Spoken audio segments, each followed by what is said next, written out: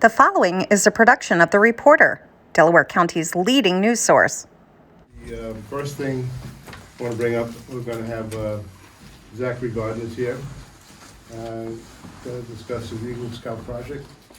Okay, we got the floor. So for my final Eagle Scout project, I'm gonna be building birdhouses, probably about 8 to 10 of them to place around the village. And I have a map at home of spots where I'm gonna be placing them. I'm replacing some at Bassett, upper and lower. I'm replacing some of them at the green space down that was recently built. And I'm replacing some of them down at Austin Lincoln. And they're mainly the design of the birdhouse that we did, because certain birds will only house in certain size holes. We did bluebirds, so the design of them are mainly for bluebirds. Sounds great. Okay. You just got to speak to Butch and Brian, right, about it? Just, you know, because they're for the placement of them and everything. Yeah, we're gonna be hanging them with either, we're probably gonna nail them to the tree, or gonna use twine or rope, or probably we might find something that's better in the weather. And for wood, we're gonna be using pine.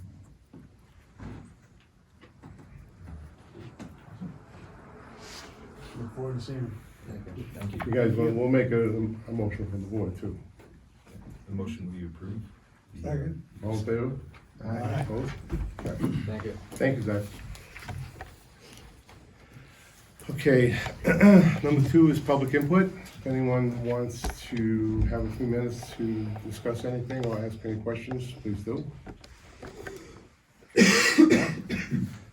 Number 3, you have the abstracts. Everyone's had a chance to take a look at them. If there's no questions or any additions or changes, need a motion to accept them. I move we accept the abstracts. Second. All in favor? Aye. Opposed? Sorry, thank you. Department heads. Shane?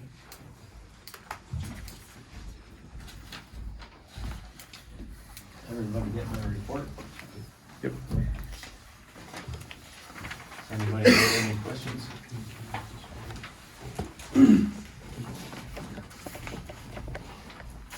We had, Quite a ways over our turbidity allowance, yes, which is what I saw there. yep, same green color that we've had for the past couple of months. I have a couple of requests. The first one's to purchase an electric motor for the digester blower from Taggart Electric. The cost is $3,924, and that is 80% village cost and 20% DEP. Is there a motion for that? I'll make a motion.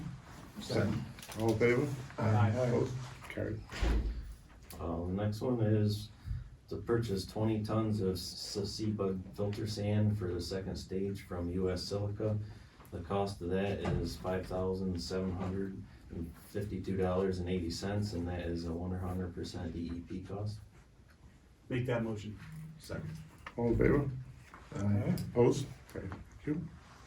And our final request is to purchase 2 750-gallon tanks for chlorine bulk storage, and that is a 100% DEP cost at $5,650.80. Also happy to make that motion. Second? Second. All in favor? Aye. Opposed? Thank you. Just to add to that, that's a replace a failed tank, just so you know. So that's just the tank cost, right, Shane? Yes, that's not. We're still gonna look at installation and getting the old one out, but the way, everything is put off when you're ordering stuff, we wanna get the tanks here on site, because right now he's using, totes to hold the chemical, so, Okay. For the chlorine? yeah. And that's all I have. Thank you. Thank you. Bill, do you have to go to another meeting? Okay, so you've been today. Butch?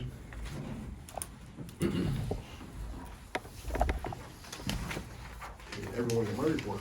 Yes. Yes. Any questions, concerns?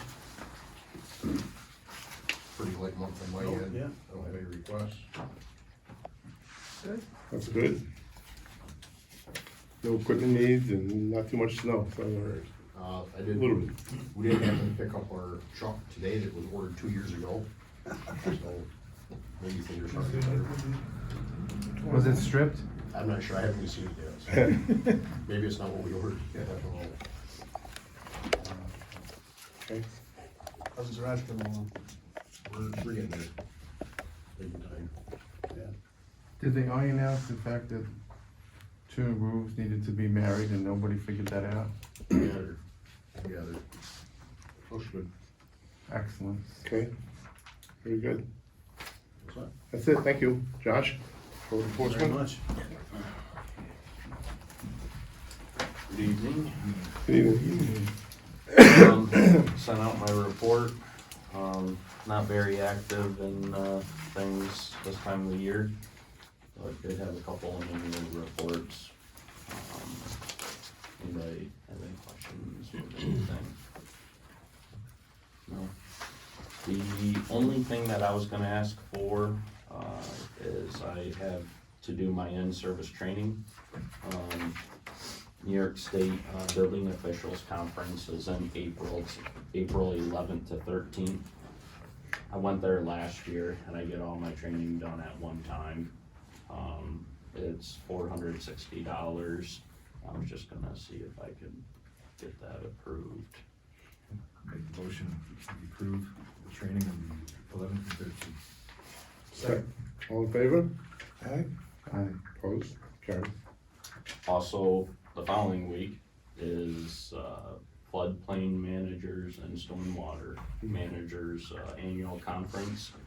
Usually that tab gets picked up by Water and Soil. That is the 18th through 20th.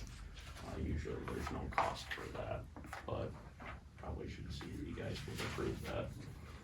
Make a motion to approve whatever we need to approve. Okay. All right. Second. All in favor? Aye. Opposed? Carried. On that topic, if, so I know all the properties that were removed from that floodplain designation, how can, those property owners were supposed to receive some sort of letter from Yep, they did. FEMA, right? Yep, they should have received notification that they were reduced or they were removed. Okay. So, yep, and that was all. FEMA adopted those maps back in November, I think, so it takes place now. So probably people seeing their new annual insurance, we'll probably see the rates change now when it comes up. Was it with like 22 people or something like that? There was like Yeah. 21, something like that. Yeah, 20, 22. Yeah, there might have been more, but it really changed the status of, I think it was 21. Okay. Alright, the only thing that I got is, a couple times we've had some issues with people putting snow out in the streets, clearing. I tried to handle a couple things on my own, but I did as much as I could. And it is illegal to do that, and it creates issues. I spotted a big mountain in front of the library, but on Gardner Place. Right, it's been all over the village, but we definitely somehow need to get a message out there that we can't do that, so. Okay. All right? Yep. All right. Thank you. Bill? Bill Engineering.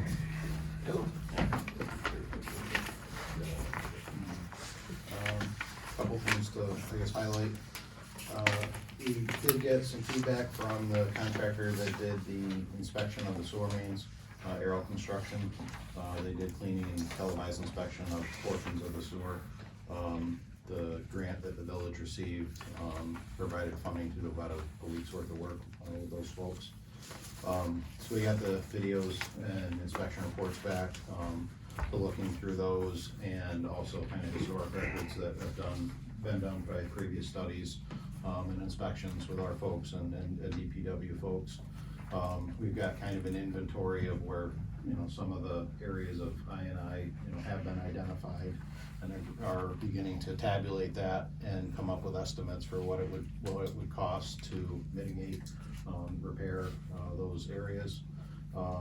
So the grant that the village received was to prepare a report to summarize that, and that report will make a recommendation to say, we are proposing to fix this and propose this given project. That will then go to New York State Environmental Facilities for their review and approval, and serve essentially as an ask to the state to provide funding to implement that fix. So what we have to do, in working with the village, is to look at, some or all of the options that are on the tally, to say, this is what we think we could potentially go for in terms of a capital project. We have a couple of different targets, to do repairs. One of them being, what we call the trunk line, that starts, kinda in Big M parking lot and goes past McDonald's, under the green space, under the river, across the fairgrounds and to the, ultimately to the wastewater plant. That's, a larger pipe, it's fairly deep in the ground, and particularly when it's close to the river, is subject to a lot of high groundwater. And we did see, infiltration in those areas.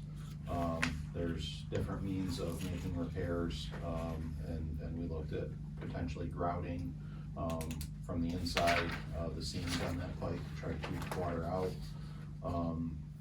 We also looked at some of the more, I'm gonna call them remote sections of the village, the side streets, the Griswolds, the Meads, the Liberty, the Townsends, and lining those, sections of sewer main, and also the laterals that come into the sewer main from the various houses. That's where we have seen, I over the years, where that interconnection of the two pipes is, that moves around and flexes over time and allows groundwater to get in, so. We've got a few different options identified, to, look to reduce the INI that's coming into the wastewater plant, which is, on most days, probably half or more of the flow that comes into the facility is, water that shouldn't be coming in, so, reducing that to make a more efficient operation is, the goal, so. I have a question, when all these sites that they talk about, can they tell which ones are more volume of water coming into the plant? Are they able to tell that when they're looking at them? Yeah, I mean, it's a visual I inspection. mean, we so got like about 8 or 9 Right. places, but which ones, if we couldn't do the whole project and we were gonna take it, I'd wanna go for the ones where the biggest leaks are. Right, yeah, you wanna prioritize. Right. With So the you know ones. which ones are the ones going under the river, are those the Yeah, ones? I mean, I think there's a lot of value to, doing the repair to the river, crossing. Actually, not the river crossing itself, they used steel pipe for that, and that was in pretty good shape. Right. But the pipe before and after that is clay tile pipe, which has a joint every 4 feet. And there's no gasket or anything on that joint, it's just 2 pieces of pipe laying together, so water is able to, especially when it's, in gravel that's 20 feet in the ground, water's able to seep through there, so. Yes and no, to answer your question. We didn't see, any smoking guns where there was 50 gallons a minute Yeah, coming okay, through that's one what I point. was getting at. Most of it's, where the trunk line, it's a 18-inch pipe, and you see, a few drips coming in. But there's a joint every 4 feet, and those drips are coming in 24/7, so over the course of the day, that's, hundreds and thousands of gallons of water. So, we know where the pipe is deeper and, more prone to having water coming in. Liberty Street, Right, historically that has was my been, next question, yeah. a culprit, to that extent, just because it's a little deeper in that area, and the gravel and the aquifer, there's high groundwater, folks that live on Liberty Street, I'm sure see it in the basements. So, making sure that if they are getting water in the basement, it's not going into the sewer, is important on one end. But our sewer line goes down the middle of the street and is, inundated 24/7 by hydrostatic pressure from groundwater, so any point there's a crack or, a joint that's not completely sealed that allows, a few drips, which over 20 miles of pipe, translates to 600,000 gallons a day of water that we don't want. So it's, with INI, generally, there aren't smoking guns that you fix this and it goes away. It's a progressive, you know, you would do what you can as you can, and, you know, every year you gotta try to do something to keep it at bay. So if this project right here, all this was fixed, we'd be in really, really good shape then with our INI, Better. correct? Yeah. Better, right? Better. No, and that's, I mean, there isn't. it's a big project, I mean, And it would cost a $3 million, yeah, it's $3 million, it's not Yeah, something. right, so that's, I mean, we didn't necessarily propose this as, you know. Right, no, I know, you It's- just, It's kind of broken up to be some of a larger list, so there may be some things where, like I said, the grouting's a lot more cost effective. You know, that's where grout was put on each individual joint. At the same time, that isn't a fix that has a lifespan that putting a liner in does. A liner's a lot more costly, but it's essentially a structural pipe within your pipe that is there for as long as, you know, the pipe's there. Grout is gonna, as the ground moves, is gonna, you know, crack, crack over time and may need to be regrouted in, you know, the future, so. There's a range of things that can happen, but it's really, Before we decide on how much we wanna do or how much we can afford to even think to do, would you know roughly how much percentage we would get from this? we. I know it's between 25 and 50, you said, right? Something Yeah, like and that's, I mean, based on, right now, we don't have a consent order from DEC. The village doesn't, so that's why our initial ask to do the study, the village asked for 100,000. We don't have a consent order requiring it formally at this point, so they reduced it from 100 to 30. That same concept goes into scoring of the project, so if we had a consent order that said, we're forcing you to do this tomorrow, you know, you would likely get the 50. We don't have that today. We've seen the INI go up, you know, particularly the last couple of years. So we'd likely be going at the same track that you went on the water project, which was a WIA grant, where it isn't necessarily a technical score that gets it. You know, it's an allocation by the state that they kind of try to spread it around the state. And that on the sewer side is a 25% grant. So my initial expectation is potentially a 25% grant, and then depending on how we scored and who else puts projects in the pot on the given year, you know, that will dictate the percentage of your loan. So at best, we would get a 0% loan. At worst, you would get a market rate loan, which is gonna be, you know, 3, 4, 5, 6% on a 30-year term. Or a subsidized loan, which is, you know, somewhere in between. So until until the listing goes in, you know, you don't get a formal determination.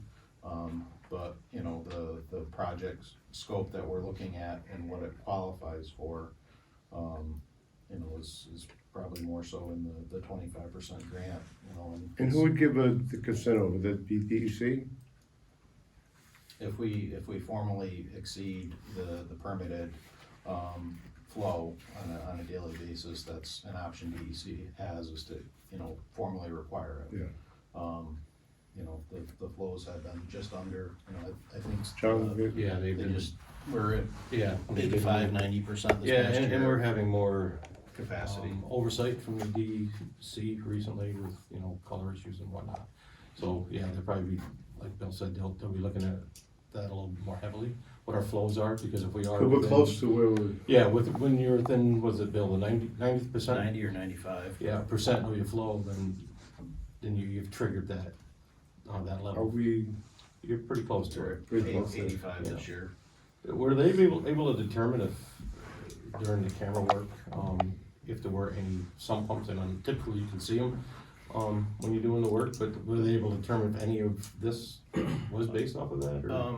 I mean, we didn't go in any basements with this, but we certainly saw clear water, Right, exactly. coming in, you know, on several laterals on the residential streets, so, that, you know, it's, against village code, to have, sump pumps in people's basements connected to your sewer line, which then ultimately gets to the wastewater So plant. just as a reminder, that you shouldn't be going in.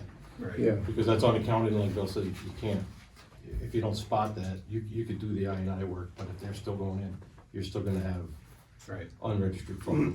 well, there's some places we noticed, and Josh has been jumping on top of it, and I think that people should realize that they can't put that water into the sewer system. It's causing us a lot of, everybody else is gonna be paying more money for this to get this fixed. You're paying to pump that water and treat that water at the wastewater plant, so you're paying for the electric, the chemical, you know, and everything else that goes along with it, so you wanna only treat what you have to treat, obviously. So I'll ask everybody, the guys, to, when they ride around, take a little extra notes if you see anything, so we can maybe try and work on that end of it. Okay. I mean, so just for the size of the budget of the study, they're able to identify over $3 million in repairs, so. Well, Am I reading that correctly? I mean, some of this is based on past, assessments that have been done. The camera work that was done this round, December, they spent 3.5 days on the trunk line. There was a lot of sediment in there, so it took a fair amount of time to clean that pipe. So we did, again, the line going generally from Big M under Delaware Street over across the river, and just into the fairgrounds. And then Mead Street and Griswold Street were what was done, you know, with the time that we had this time. In past years, you know, over the last 10 or 20 years, there have been other assessments that have been done. Some was done after the 2006 flood, where FEMA paid to go out and camera large segments of the system. So we still have that data. We know where there was leaks in the pipe at that time and sewer laterals that, you know, have clear water running in when nobody was home.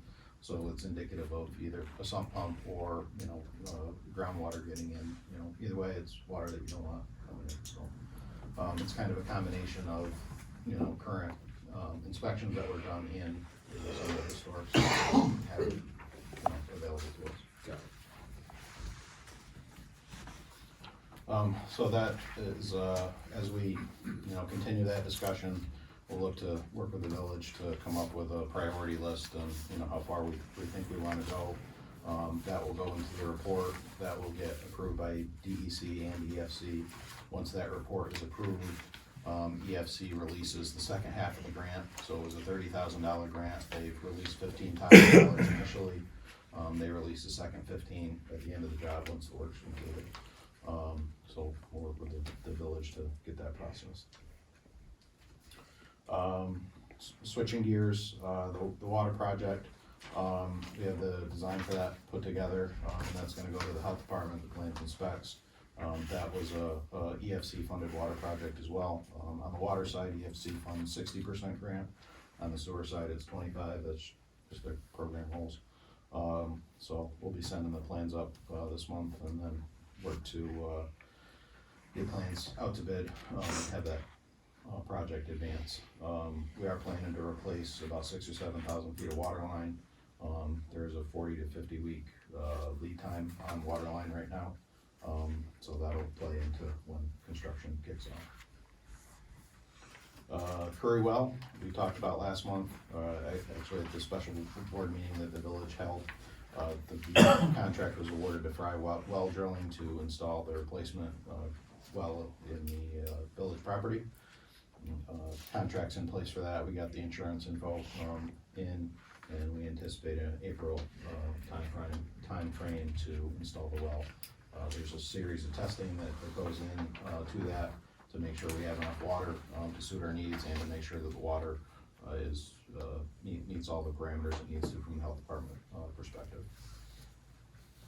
I think that's my main things. The highway garage project, the work that Tweedy Construction had under their contract to basically to build the shell, that's mostly complete. We have a few punch list things that we need to work through with the contractor to clean things up. And then DPW has been working on the interior finishes. So Okay, it's progressing. thank you. Chief?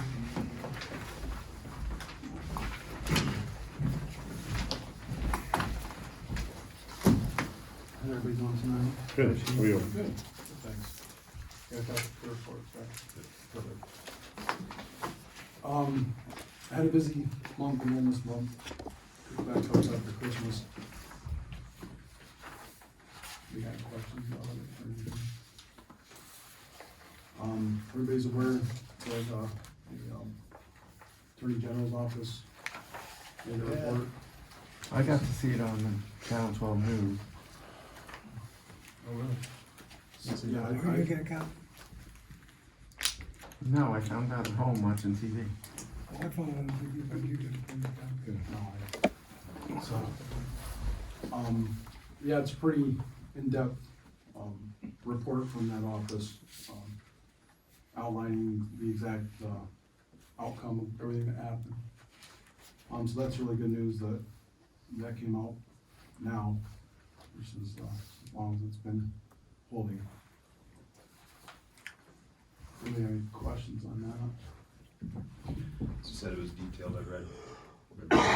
Okay. And, yeah, definitely took some time. Yeah, yep, there's a lot to compile there. I was impressed with the report that they did issue.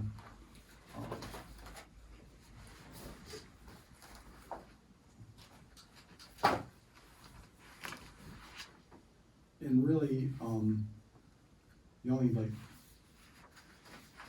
big news or question I had was if I could, Katie Mitchell's looking to go to a training, evidence-based training. It's in Westchester County. It's on March 29th and March 30th.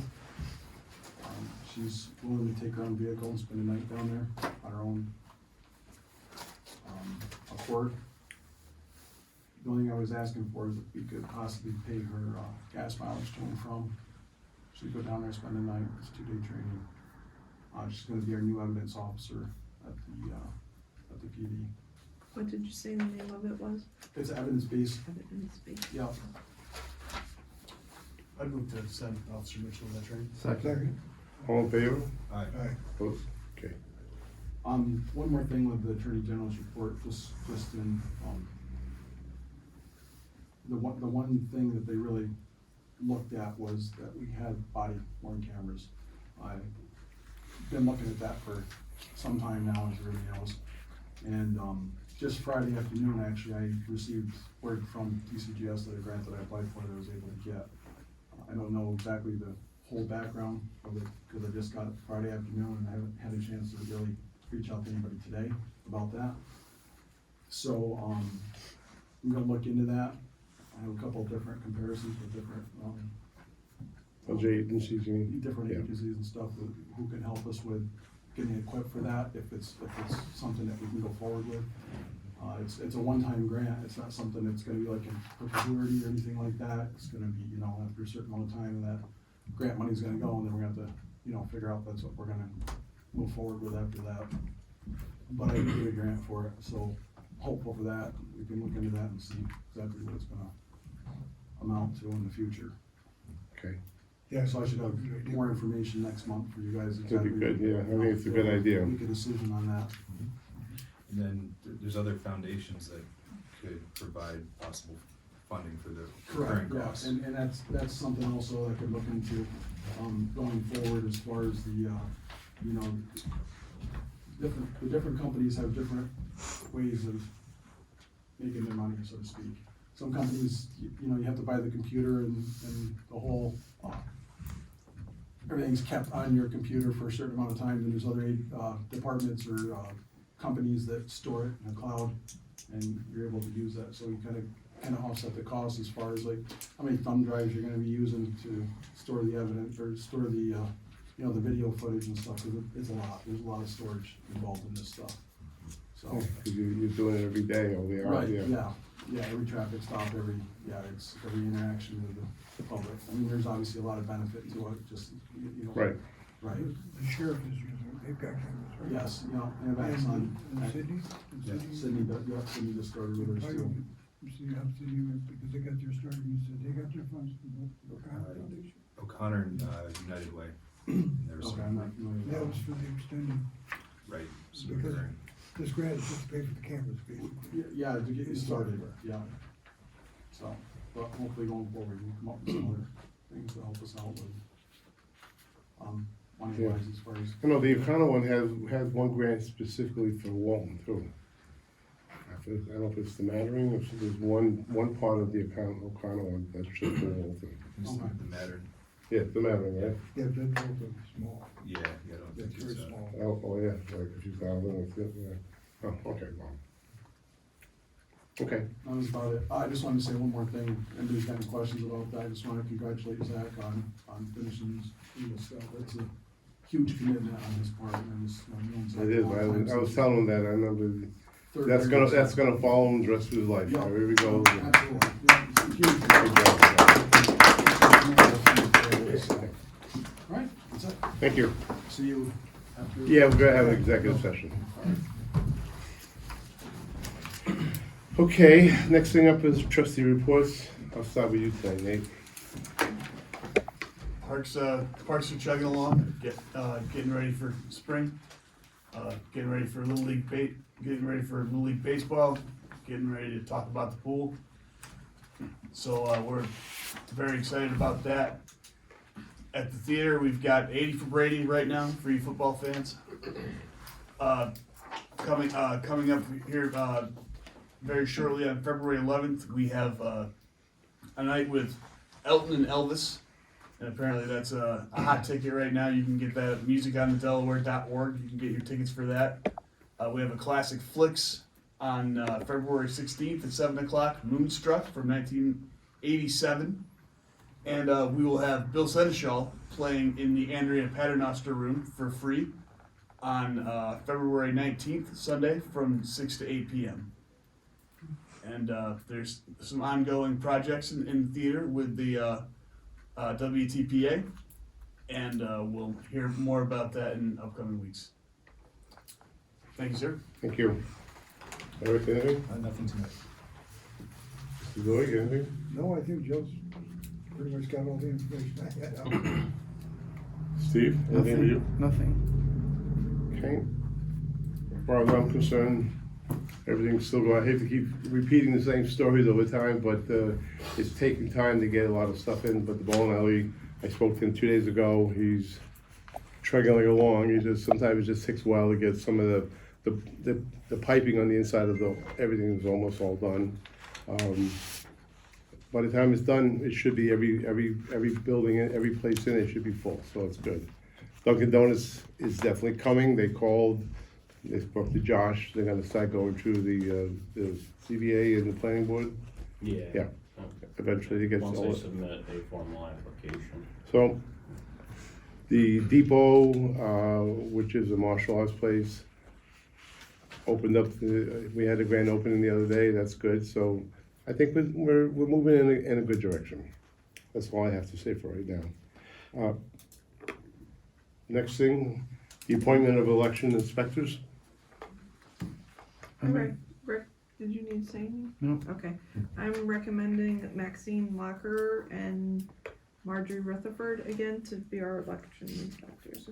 I make that motion. Second. All in favor? Aye. Opposed? What is the rate of pay? 15. 15. $15 per hour. And that's it, really. Actually, we're going to executive session. We're going to talk about personnel. Did you want Oh, to talk about unless I the forgot. tax cap? Oh, yeah. That's right. I forgot all about that. We need to have, I would like to have in the public hearing regarding talking about the tax cap to see if we, in order to go over it, if we have to have a public hearing to discuss it. We're not sure where we're gonna go yet, but I wanna make sure that however things work out, if we have to, that we've already had our public hearing. So I'd like to have one next month, Make the motion, Regular meeting. right before our regular meeting. so you need a motion for, Yeah. motion for public hearing next meeting. Okay, second? Second. All in favor? Aye. Okay, thank you. That's it, right? All right, thank you, everybody, for coming. To subscribe or advertise, call 607-464-4009.